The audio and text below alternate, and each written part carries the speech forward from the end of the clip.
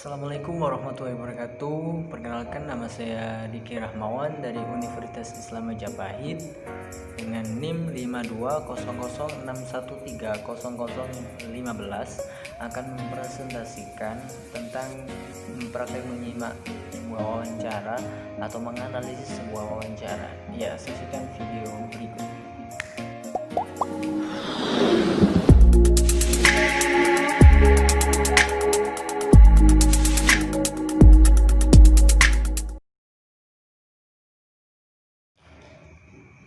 Ya, sebelumnya marilah kita melihat sesama atau melihat bareng-bareng ya terkait tentang menyimak wawancara ini ya. Langsung saja kita lihat ya. 1, 2, 3. Ya, ini guys. Ya, menyimak wawancara. Ya, ini. Kita putar 1, 2, 3. Kita saksikan guys. Yang jelas pemirsa, keberagaman, toleransi, semangat kebinekaan itu memang hal-hal yang lekat di diri Abdurrahman Wahid. Tak sebatas slogan tapi melekat dalam setiap tindakan. Sebuah kerja besar untuk Kementerian Agama yang sampai hari ini masih kerap berkutat dengan konflik-konflik intoleransi. Saya ingin undang ke meja mata najwa Menteri Agama Lukman Hakim Saifuddin. Ya, stop. Nah, jadi gini guys, ini adalah tentang mewawancarai tentang belajar dari Gus Dur ya. Ini yang mewawancarai adalah Mata Najwa atau Najwa Shihab ya. Dan yang diwawancarai nanti adalah Menteri Agama ya. Anda sebagai Menteri Agama, saya ingat waktu itu Anda sempat cerita saat pertama dilantik menjadi menteri, yang Anda ingat justru Gus Dur. Ya, saya dilantik tanggal 9 Juni 2014.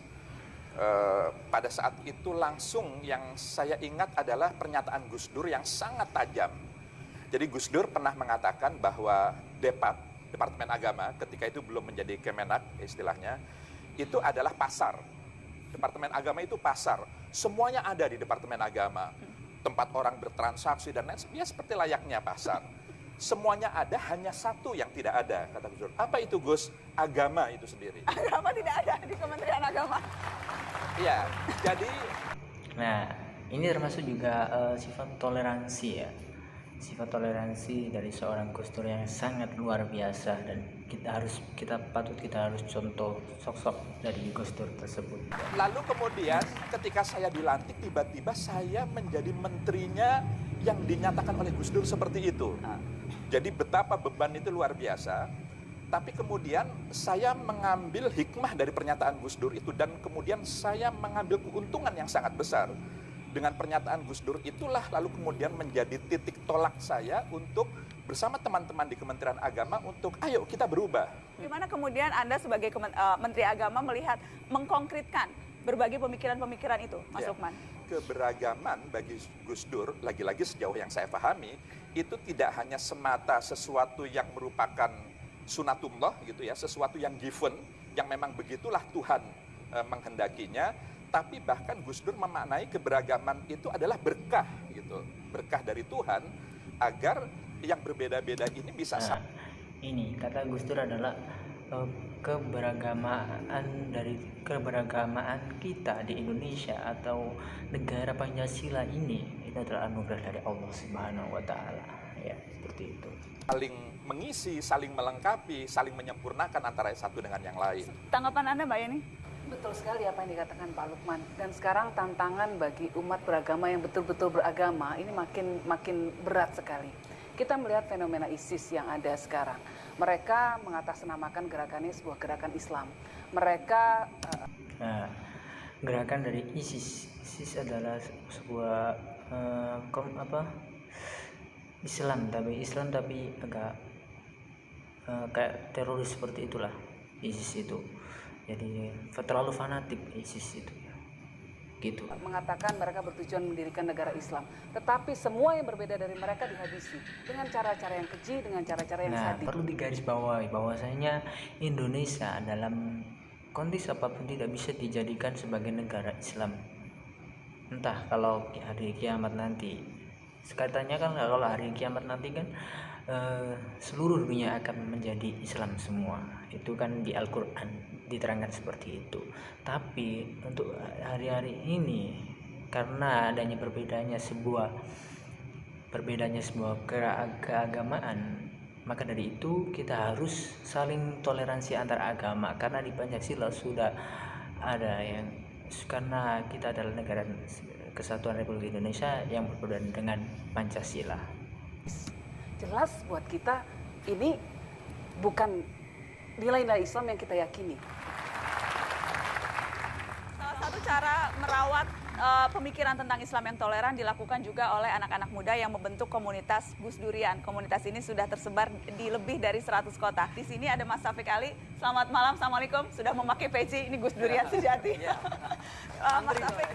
Nah ini komunitas, ketika ada sebuah komunitas Gus Durian ini terinspirasi dari Gus Dur tersendiri yang begitu toleransi terhadap agama, sehingga dari kalau orang Cina itu kan bapaknya orang Cina, kalau di Cina Indonesia, maksudnya di kalangan Indonesia itu Gus Dur adalah bapaknya Cina.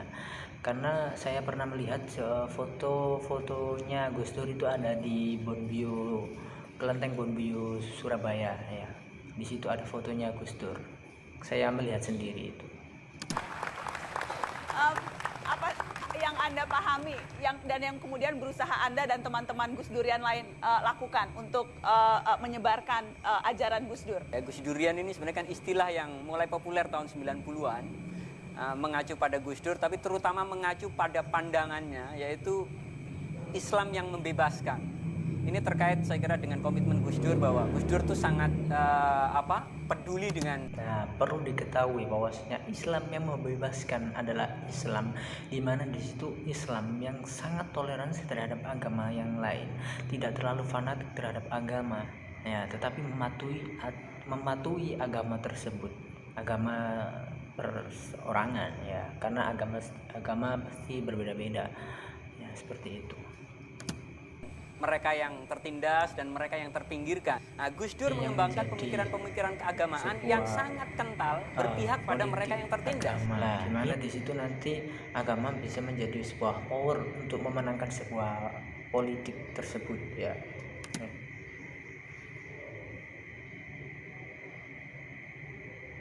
Masa pada saat itu. Jadi konteks sejarahnya itu. Kalau saya sendiri memang Yang sekarang dilakukan, jadi konkretnya apa saja kegiatan-kegiatan Anda dan teman-teman Gus Durian? kita selalu mengkampanyekan ide-ide besar Gus Dur. Misal di Gus Durian kita mengenal ada 9 nilai dasar Gus Dur gitu kan. Ya mulai dari kemanusiaan, kesetaraan, ya keberanian untuk membela yang benar dalam arti pembebasan, ada beberapa yang lain. Kita selalu mengkampanyekan bagaimana nilai-nilai yang kita rumuskan, yang kita tafsirkan dari ucapan dan tindakan Gus Dur ini bisa menyebar di kalangan-kalangan muda. Yang kedua juga bukan hanya di bidang pemikiran, teman-teman juga mencoba untuk selalu terlibat kegiatan advokasi mereka yang tertindas atau terpinggirkan. Sejauh ini misal dengan teman-teman minoritas dalam kasus keagamaan, misal teman-teman di Surabaya mereka ya mengadvokasi warga Ahmadiyah yang terusir, kemudian juga dalam konteks misal Bogor, GKI Yasmin itu juga saya, Mbak Lisa dan beberapa teman juga dulu sering ke sana untuk mengadvokasi. Itu bentuk dari upaya kami untuk meneladani Gus Dur baik dalam konteks pemikiran maupun dalam konteks tindakan. Adakah strategi, adakah rencana dari Kementerian Agama atau apa saja yang sudah dilakukan langkah konkretnya untuk memang Islam yang toleran, Islam yang damai, Islam yang kemudian rahmatan lil alamin, saling toleransi antara agama, itulah Islam yang baik dan Islam yang harus diterapkan di Indonesia seperti itu. Karena supaya tercapainya sebuah kedamaian yang ada di Indonesia. Yang utama adalah membuka diri, membuka dialog itu yang selama ini seakan-akan masing-masing menurut persepsinya, menurut pemahamannya. Jadi dialog harus semakin banyak dibuka sehingga antar yang berbeda ini bisa muncul pemahaman. Jadi perbedaan itu tidak harus disatukan gitu. Karena nah, ini bagus pekerjaan dari Kementerian Agama ini. Perbedaan itu tidak harus disatukan, tapi perbedaan itu harus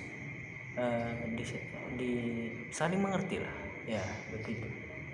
memang ini sesuatu yang given gitu, tapi bagaimana kita bisa mensikapi perbedaan dengan penuh kearifan, ini yang harus dibangun. Karena saya begini, saya merasa bangsa ini masih yang mayoritas ini masih lebih banyak, yang mayoritas ini masih berfaham yang moderat tadi itu, yang masih mendambakan kedamaian, toleransi. Hanya problemnya yang besar ini diam gitu.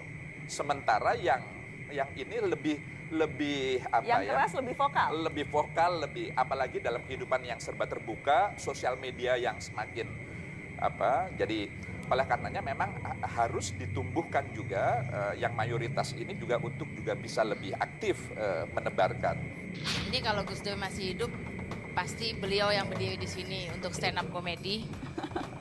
Karena saya Ya mungkin itu adalah simaan saya terkait tentang wawancara. Ya wawancara itu ya seperti tadi, ada yang bertanya, ada yang menjawab, ya ada yang berargumen seperti ini seperti itu. Nah, itu adalah wawancara.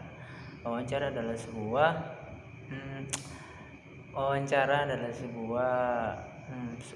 seorang yang bertanya terhadap narasumber, yaitu seperti itulah pokoknya ya di situ.